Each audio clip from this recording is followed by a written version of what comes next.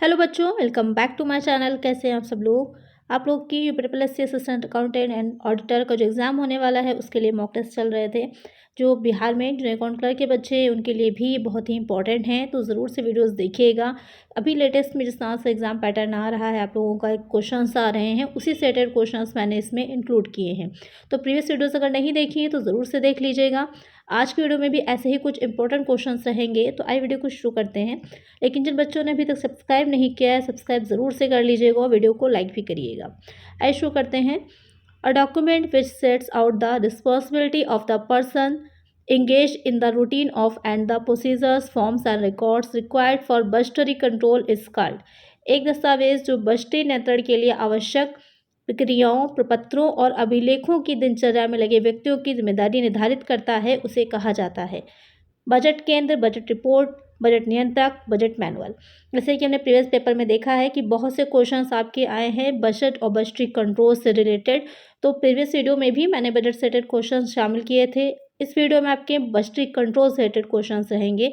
यहाँ पर जो क्वेश्चन आपसे पूछ रहा है कि a document which sets out the responsibility, एक डॉक्यूमेंट है, कोई प्रपत्र है जो कि क्या डिसाइड करता है या सेट आउट करता है जिम्मेदारियों को, रिस्पॉन्सिबिलिटी को किसी पर्सन की जो किस चीज़ में इंगेज्ड है in the routine of and the procedure, जो कि प्रोसीजर्स या फॉर्म्स या फिर जो रिकॉर्ड्स रखे जा रहे हैं बजटरी कंट्रोल से रिलेटेड, उस व्यक्ति को क्या कहा जाता है। Budget centre, budget report, budget controller या फिर बजट मैनुअल। तो उसे क्या कहा जाता है। सिंपल सा क्वेश्चन है, इसे बजट मैनुअल कहा जाता है। जो बजट मैनुअल तैयार किया जाता है उसमें वो सारी चीज़ें होती हैं जो कि ये बताती हैं कि किस तरह से प्रोसीजर क्या होगा बजट का, फॉर्म्स कौन कौन से क्या रिक्वायर्ड होने चाहिए, रिकॉर्ड्स, या फिर किस तरह से रिस्पॉन्सिबिलिटी किस पर्सन की क्या होगी। तो करेक्ट आंसर क्या हो जाएगा यहाँ पर, ऑप्शन डी, बजट मैनुअल। चलिए नेक्स्ट क्वेश्चन है। नेक्स्ट क्वेश्चन है, a budget that gives a summary of all the functional budget and budgeted statement of profit and loss is called. एक बजट जो सभी कार्यात्मक बजटों और लाभ और हानि के बजटीय विवरण का सारांश देता है, उसे क्या कहा जाता है।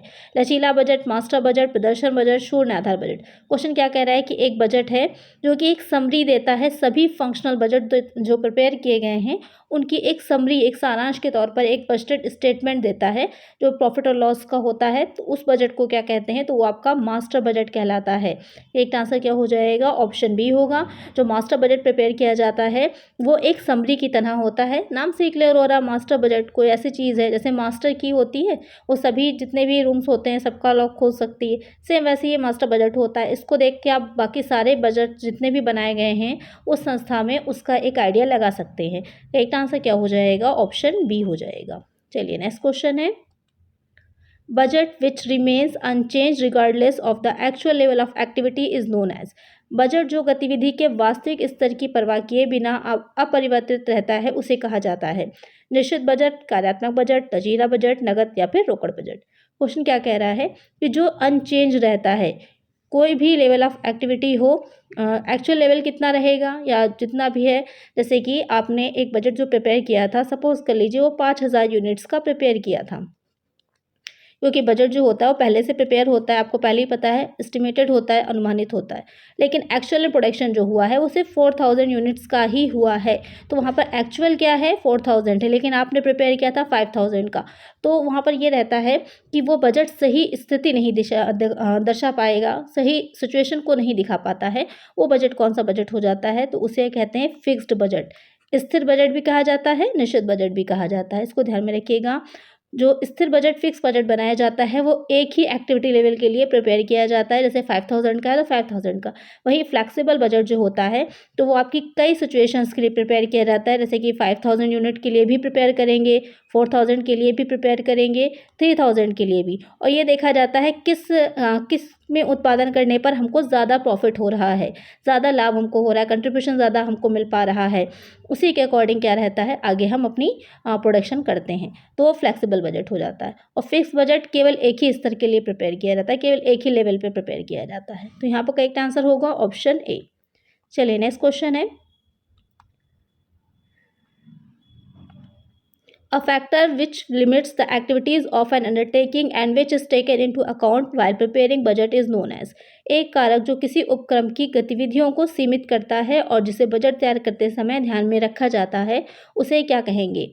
बजट मैनुअल, बजट नियंत्रक, बजट कुंजी कारक, बजट केंद्र। Budget manual, budget controller, budget की फैक्टर या फिर बजट सेंटर। तो क्वेश्चन यहाँ पे क्या कह रहा है कि कोई फैक्टर है जो कि लिमिट्स करता है एक्टिविटीज़ को। तो जब हम बजट को प्रिपेयर कर रहे होते हैं तो उसको हम क्या कहते हैं, या वो फैक्टर बहुत ही इंपॉर्टेंट होगा क्योंकि उसका बहुत इफेक्ट पड़ रहा होगा बजट बना रहे हैं जब हम उसके ऊपर। तो वो कौन सा फैक्टर है, क्या कहलाता है? तो बहुत ही सिंपल सा है, उसे बजट की फैक्टर कहा जाता है। एक आंसर क्या हो जाएगा? ऑप्शन सी हो जाएगा। चलिए नेक्स्ट क्वेश्चन है, if a company wishes to establish a factory overhead budget system in which estimated cost can be derived directly from estimates of activity levels, it should prepare a dash। यदि कोई company factory overhead budget प्रणाली स्थापित करना चाहती है जिसमें अनुमानित लागत सीधे गतिविधि स्तरों के अनुमानों से प्राप्त की जा सकती है, उसे निम्न तैयार करना चाहिए। यानी क्वेश्चन यहाँ पे क्या कह रहा है कि कंपनी जो है फैक्ट्री ओवरहेड बजट सिस्टम को लेकर चल रही है। फैक्ट्री ओवरहेड बजट सिस्टम क्या होता है कि जो एक्चुअल में प्रोडक्शन किया जा रहा है उसमें प्राइम कॉस्ट और सिर्फ फैक्ट्री ओवरहेड्स जो होते हैं वहीं तक ही ऐड रहते हैं। तो उसको बेस बनाकर अगर चल रही है तो वहाँ पर which estimated cost can be drive directly from estimates of activity levels. जो हमने अनुमानित करी है लागत जो, और हम जो एक्टिविटीज़ कर रहे हैं एक्चुअल में उसके अनुसार ही हो, यानी कि जो उसमें ज़्यादा वेरिएशन ना हो, चेंजेस ना हो, सेम उसी के अनुमान के अनुसार ही प्राप्त किया जा सके। तो उसे किस तरह का बजट प्रिपेयर करना चाहिए? Master budget, cash budget, flexible budget, fixed budget. तो उसे कौन सा बजट प्रिपेयर करना चाहिए? तो वो हो जाता है फ्लेक्सिबल बजट। जब हम कई स्तरों को लेकर चलेंगे, कई लेवल्स को हम लेकर के चलेंगे, जैसे अभी मैंने बताया था, तो जिससे हमको ये अनुमान लग जाएगा कि एक्चुअल में कितना हमारे पास साधन अवेलेबल हैं, कितने रिसोर्सेज हैं, उससे हम कितने यूनिट्स पर उत्पादन करेंगे तो हमको ज़्यादा बेनिफिट मिलेगा, ज़्यादा प्रॉफिट मिल सकता है। तो उसके अकॉर्डिंग जब हम काम करेंगे तो उसके लिए हम फ्लेक्सिबल बजट प्रिपेयर करते हैं। अलग अलग कई एक लेवल को तैयार करेंगे, उसको हम देखेंगे कि यहाँ पर हमको ज़्यादा बेनिफिशियल है वो बजट हमारे लिए। तो एक आंसर होगा ऑप्शन सी। चलिए नेक्स्ट क्वेश्चन है, the classification of fixed and variable cost is useful for the preparation of. निश्चित या फिर स्थिर और परिवर्तनीय लागत का वर्गीकरण निम्नलिखित के तैयारी के लिए उपयोगी है। मास्टर बजट, लचीला बजट, नगद बजट, पूंजी बजट। तो क्वेश्चन क्या कह रहा है कि जो कॉस्ट होती है उसको दो तरह से आप डिवाइड करते हैं, फिक्स्ड होती है, वेरिएबल होती है। स्थिर जो कि चेंज नहीं होगी, आपको उतना देना ही देना है। वेरिएबल जो कि चेंज होती रहती है। तो यहाँ पर क्वेश्चन कह रहा है कि अगर हम दोनों को अलग अलग करके बजट प्रिपेयर कर रहे हैं तो उसके लिए कौन सा बजट होता है? तो वो बजट आपका हो जाता है फ्लैक्सिबल बजट। तो यहाँ पर करेक्ट आंसर हो जाएगा ऑप्शन बी। नेक्स्ट क्वेश्चन लेते हैं, सा बजट शॉर्ट टर्म बजट होता है, निम्नलिखित में से कौन सा आमतौर पर अल्पकालिक है? पिछली बार जो प्रीवियस पेपर आया है उसमें आपके लॉन्ग टर्म बजट के बारे में पूछा गया था, यहाँ पर मैंने शॉर्ट टर्म रखे हैं। Capital expenditure, research and development budget, cash budget, sales budget. तो आपको ये तो पता ही है कि जो R&D बजट होता है रिसर्च एंड डेवलपमेंट वाला, वो तो लॉन्ग टर्म होता है, शॉर्ट टर्म होता ही नहीं है। तो यहाँ जो कैश बजट होता है, जो नगद या फिर रोकड़ बजट प्रिपेयर किया जाता है, वो आपका शॉर्ट टर्म के लिए प्रिपेयर किया जाता है। एक आंसर यहाँ पर होगा ऑप्शन सी। चलिए नेक्स्ट क्वेश्चन है, a method of budgeting whereby all activities are re-evaluated each time a budget is set, discrete levels of each activity are valued and a combination chosen to match funds available, it is termed as। Budget बनाने की एक विधि जिसके तहत हर बार budget निर्धारित होने पर सभी गतिविधियों का पुनर्मूल्यांकन किया जाता है। प्रत्येक गतिविधि के अलग अलग स्तरों का मूल्यांकन किया जाता है और उपलब्ध निधियों से मेल खाने के लिए एक संयोजन चुना जाता है, उसे कहा जाएगा। यानी कि zero base budgeting, performance programme budgeting, performance budgeting, flexible budgeting. तो क्वेश्चन यहाँ पर जो आपसे कह रहा है कि जब भी हम बजट को प्रिपेयर कर रहे होंगे तो हर बार बजट प्रिपेयर करने से पहले हम अपनी जितनी एक्टिविटीज़ हैं उसको री इवेल्युएट करते हैं, यानी कि फिर से पुनः दोबारा से एक ज़ीरो के बेस से समझ लीजिए चीज़ों को दोबारा से शुरू कर रहे हैं, देख रहे हैं। तो discrete level of each activity, her activity को दोबारा से हम जो है पुनः मूल्यांकित कर रहे हैं, उसके कॉम्बिनेशन को चूज़ कर रहे हैं, फंड्स क्या अवेलेबल हैं, ये सारी चीज़ों को देख रहे हैं, तो वो क्या या कौन सा बजट जो है वो कहलाता है, तो आपका सिंपल सा है ज़ीरो बेस बजटिंग कहलाता है कि जब आप ज़ीरो से किसी चीज़ की शुरुआत करते हैं, ज़ीरो से किसी चीज़ को देखते हैं, तो वो आपका ज़ीरो बेस बजट होता है। अच्छा, एक ज़ीरो बेस बजटिंग जो है इसकी शुरुआत किसने की थी? मैंने आप लोगों को जो इसकी क्लासेस की वीडियोज़ मैंने प्रोवाइड कराई थी, वहाँ पर इसको बताया हुआ है कि इसकी शुरुआत किसने की थी, तो नाम ज़रूर से मुझे बताइए कि सबसे पहले ज़ीरो बेस बजटिंग की शुरुआत किसने व्यक्ति ने की थी। चलिए नेक्स्ट क्वेश्चन लेते हैं। विच of the following items appear in a cash budget, निम्नलिखित में से कौन सी वस्तुएं नगद बजट में दिखाई देती हैं? पूंजीगत व्यय, संदिग्ध ऋणों के लिए प्रावधान, मूल्यह्रास, उपार्जित व्यय। तो यहाँ पर जो क्वेश्चन कह रहा है कि जो कैश बजट हम प्रिपेयर करते हैं तो उसमें कौन से आइटम्स अपेयर होते हैं। तो यहाँ पर क्वेश्चन पूछ रहा है कि जो कैश बजट हम प्रिपेयर करते हैं, तो जो कैश बजट होता है किसी एक निश्चित अवधि में, एक सर्टेन टाइम पीरियड में कहाँ कहाँ पर हमको कैश पेमेंट करना है और कहाँ से कैश रिसीव होगा, उन दोनों चीज़ों को शामिल किया जाता है उसमें। तो जो कैश बजट होता है उसमें कैपिटल एक्सपेंडिचर जो होते हैं उसको दिखाया जाता है। तो यहाँ पर रेवेन्यू हो चाहे कैपिटल नेचर का हो, आपका पेमेंट रिसीव कहाँ से हो रहा है और कहाँ पर आपको पेमेंट करना पड़ रहा है, यानी रिसीप्ट और पेमेंट जो है दोनों ही चीज़ें हैं, उनको सिर्फ जो है शामिल किया जाता है। तो यहाँ पर जो कैपिटल एक्सपेंडिचर है तो उसको भी आप शामिल करेंगे तो करेक्ट आंसर क्या होगा? ऑप्शन ए हो जाएगा कि कौन सा आइटम अपेयर होता है? कैपिटल एक्सपेंडिचर होता है। चलिए नेक्स्ट क्वेश्चन लेते हैं। A budget which is prepared in a manner so as to give the budgeted cost for any level of activity is known as। एक बजट जो किसी भी स्तर की गतिविधि के लिए बजटीय लागत देने के तरीके से तैयार किया जाता है उसे कहा जाएगा। मास्टर बजट, शून्य आधार बजट, स्तरीय बजट, लचीला बजट। तो क्वेश्चन क्या कह रहा है कि एक बजट जो है वो प्रिपेयर किया जा रहा है किस लिए? To give the budgeted cost for any level of activity, अलग अलग लेवल्स की जो एक्टिविटी हो रही है, अलग अलग लेवल पे जो आप प्रोडक्शन कर रहे हैं, तो उसकी बजटिंग के लिए या उसके कितनी कॉस्ट आ रही है इसका अनुमान लगाने के लिए आप कर रहे हैं। तो बहुत ही सिंपल सा है, कौन सा बजट है? फ्लेक्सिबल बजट है, लचीला बजट है। तो इस तरह से क्वेश्चन अलग अलग तरह से पूछे जाते हैं। जितने ज़्यादा आपको क्वेश्चन की लैंग्वेज अच्छे से समझ में आएगी उतना ही ईजी होगा आंसर्स को सही टिक करना। चलिए नेक्स्ट क्वेश्चन है। In how many days from the registration the first auditor of the company be appointed? पंजीकरण से कितने दिनों में कंपनी का पहला लेखा परीक्षक नियुक्त किया जाएगा? 10, 20, 30, 60। यानी कि जब कंपनी का रजिस्ट्रेशन हो जाता है उसके कितने टाइम पीरियड के अंदर जो पहला फर्स्ट ऑडिटर होता है वो नियुक्त कर लिया जाएगा। तो कौन करता कितने टाइम पीरियड के अंदर होता है? वो आपका 30 हो जाता है। करेक्ट आंसर क्या हो जाएगा? ऑप्शन सी हो जाएगा। चलिए नेक्स्ट क्वेश्चन है। Under which section of the Companies Act the remuneration of the auditor has been discussed? Company अधिनियम की किस धारा के तहत लेखा परीक्षक के पारिश्रमिक पर चर्चा की गई है, यानी कि जो ऑडिटर होता है उसका रेमुनरेशन कितना रहेगा, किस सेक्शन में बताया गया है? कंपनीज एक्ट की सेक्शन 224 सबसेक्शन 2 या फिर सबसेक्शन 8, 225 या फिर 231। तो किस सेक्शन में बताया गया है? तो आपका हो जाएगा 224, धारा 224 की उपधारा 8 के अंतर्गत बताया गया है। तो सेक्शंस को ज़रूर से नोट करते रहिएगा। बहुत से सेक्शंस मैं आप लोग को करवा भी चुकी हूँ, आगे भी वीडियोस में आएंगी तो उसको ज़रूर नोट करिएगा। नेक्स्ट क्वेश्चन है। Which of the following can be accepted as a supporting document? निम्नलिखित में से किसे सहायक दस्तावेज के रूप में स्वीकार किया जा सकता है? इनवाइस, चालान। इनवाइस जो होता है उसको बीजक कहते हैं। वैसे चालान भी जनरल भाषा में बोला जाता है लेकिन बीजक होता है। बीजक और चालान, debit note, credit note, email, पत्र, उपरोक्त सभी।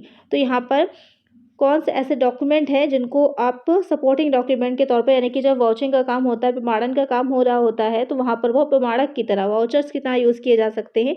तो ये तीनों ही चीज़ें रहती हैं, इनवॉइस, चालान भी, डेबिट क्रेडिट नोट भी, ईमेल और लेटर्स भी। तो करेक्ट आंसर होगा option D, all of the above. चलिए नेक्स्ट क्वेश्चन है। आई होप आप लोग की अच्छे से प्रिपरेशन चल रही होगी। अब एग्ज़ाम में ज़्यादा दिन नहीं रह गए हैं, बिल्कुल लास्ट मोमेंट है, तो जितना हो सके ज़्यादा से ज़्यादा रिवाइज़ करिए और क्वेश्चंस की प्रैक्टिस को करिए, जिससे कि एग्ज़ाम में आपकी बहुत अच्छी अपॉर्चुनिटी है, क्योंकि आपको भी पता है वैकेंसीज़ बहुत कम आ रही हैं। तो जितनी भी आ रही हैं उसमें अपना बेस्ट देने की कोशिश करिए। ये टाइम बहुत इंपॉर्टेंट है, तो ज़्यादा से ज़्यादा पढ़ाई पर फोकस करिएगा। चलिए नेक्स्ट क्वेश्चन है। Process of checking the evidence of the entries called? प्रविष्टियों के साक्ष्य की जाँच की प्रक्रिया को कहा जाता है? सत्यापन, अवलोकन, प्रमाणन, निरीक्षण। Process of checking the evidence, जो एविडेंस होते हैं, जो प्रमाणक होते हैं, उनकी जो चेकिंग की जा रही होती है, उनके थ्रू जो एंट्रीज की चेक हम कर रहे होते हैं, तो वो प्रोसेस क्या कहलाती है? तो वो प्रोसेस कहलाती है आपकी वाउचिंग, प्रमाणन कहलाती है। करेक्ट आंसर क्या हो जाएगा? Option C. वाउचिंग से रिलेटेड क्वेश्चन एक पूछा भी गया था, इसको ध्यान में रखिएगा। इसको क्या कहा जाता है?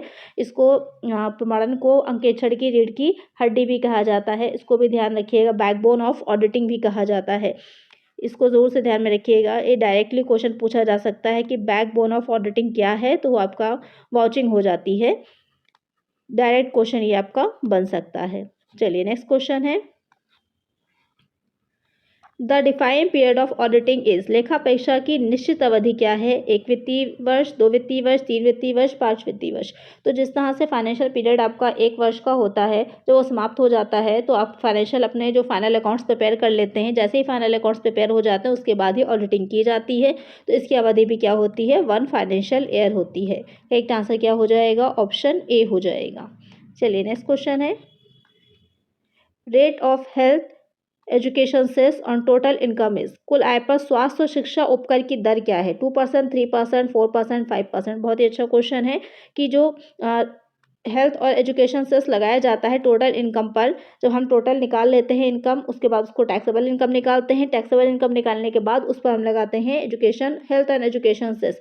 तो अभी करंट में क्या रेट चल रहा है, इसका आंसर मुझे कमेंट करिए। अच्छा क्वेश्चन है, एग्जाम में पूछा जा सकता है। जल्दी से इसका आंसर मुझे सभी बच्चे कमेंट करेंगे। नेक्स्ट क्वेश्चन है, पैन स्टैंड्स फॉर, जो पैन होता है उसकी फुल फॉर्म पूछी गई है कि निजी बैंक संख्या, स्थायी खाता संख्या, निजी बैंक का नाम, निजी खाता संख्या। तो पैन की फुल फॉर्म हो जाती है परमानेंट अकाउंट नंबर। जो स्थायी खाता संख्या होती है, अब तो पैन सभी के पास है, कंपलसरी कर दिया गया है बैंक्स में, तो आपको जो है लिंक करना ही करना है अकाउंट को। तो यहाँ पर परमानेंट अकाउंट नंबर जो होता है वो इसकी फुल फॉर्म हो जाएगी। अच्छा क्वेश्चन है, पैन से रिलेटेड भी ध्यान दीजिएगा, इस बार पूछे जा सकते हैं। चलिए नेक्स्ट क्वेश्चन है, which one of the following is not a non cash item, निम्नलिखित में से कौन सा एक गैर नगद मद नहीं है? जो खराब ऋणों के लिए प्रावधान है, ख्याति को अपलिखित करना, मूल्यह्रास, नगद बिक्री। तो यहाँ पर कौन सा ऐसा आइटम है जो नॉन कैश आइटम, ध्यान दीजिएगा, नॉन कैश, गैर नगद और नहीं है? प्रोविजन फॉर बैड डेब्ट, goodwill return of, depreciation, cash cell. तो कौन सा आइटम इसमें से नॉन कैश नहीं होगा? तो यहाँ पर गैर नगद मद नहीं का क्या मतलब है कि उसको आप कैश में नहीं कर रहे हैं। तो यहाँ पर प्रोविजन फॉर बैड डेब्ट ये भी आपका कैश में नहीं होता, गुडविल रिटर्न ऑफ भी डिप्रिसिएशन में। कैश सेल जो होती है, जो नगद बिक्री कर रहे हैं, रोकड़ में आप बिक्री कर रहे हैं, वो तो डायरेक्ट आप कैश में ही कर रहे हैं। और ये यही पूछा है कि कौन सा नॉन कैश आइटम नहीं, तो यही आपका नॉन कैश आइटम नहीं होगा। तो एक आंसर हो जाएगा ऑप्शन डी। थोड़ा सा लैंग्वेज को ध्यान में रखना है इस तरह के क्वेश्चन में, वरना आपका आंसर गलत हो जाएगा। चलिए नेक्स्ट क्वेश्चन है, अक्सर बच्चे डिप्रिसिएशन में कंफ्यूज होते हैं, तो ये नॉन कैश एक्सपेंस होता है, इसको जरूर से ध्यान में रखिएगा। चलिए नेक्स्ट क्वेश्चन है, contingent liabilities appear in the, जो आकस्मिक देयताएं हैं उनको आप कहाँ दिखाते हैं? बैलेंस शीट, अध्यक्ष की रिपोर्ट में, शेयरधारक नोटिस में, बैलेंस शीट पर, खाते पर जो नोट्स बनते हैं उसमें। Balance sheet, chairman's report, share holders notice, notes on account to balance sheet.